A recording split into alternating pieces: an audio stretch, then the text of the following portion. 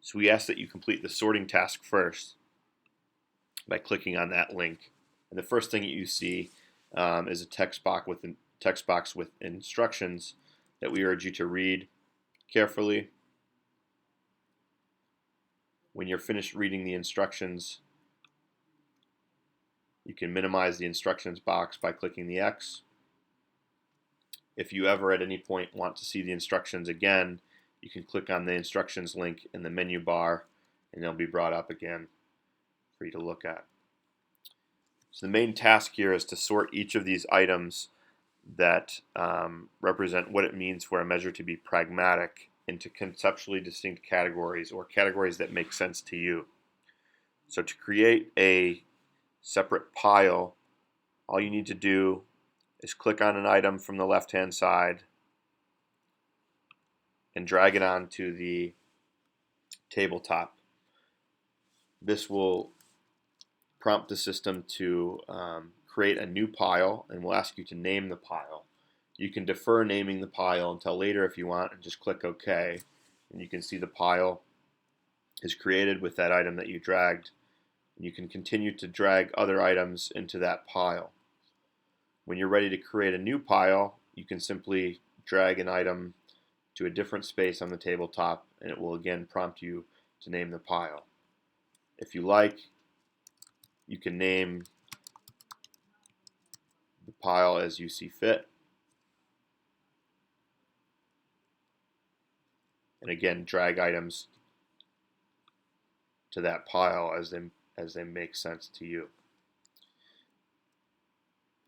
You can also create a new pile by clicking on the Create a Pile button in the menu bar, which is essentially the same process. We'll ask you to name the pile.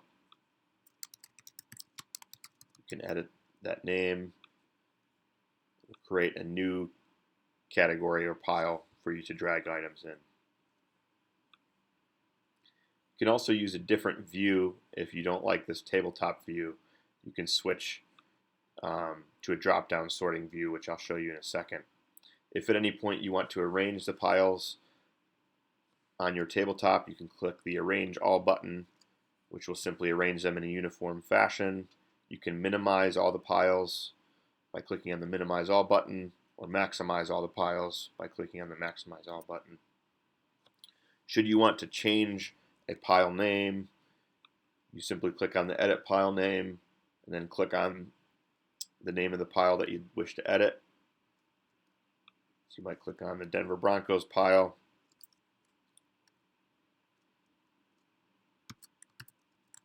Change that to Kansas City.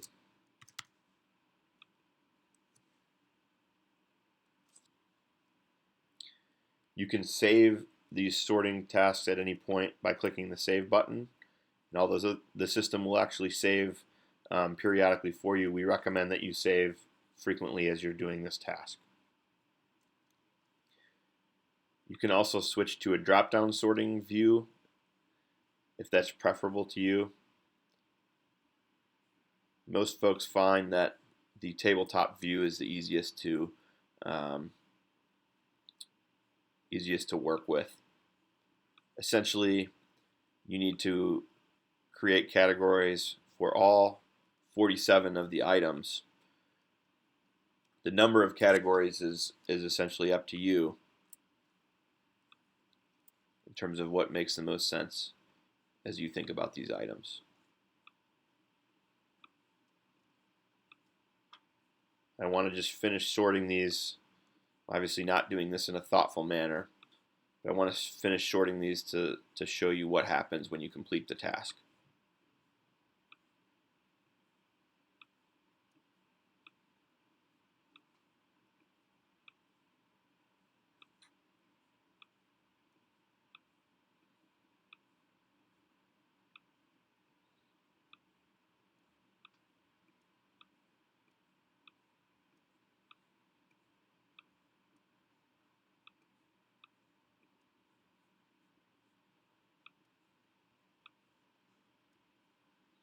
It's getting kind of messy, so I'm going to again arrange all.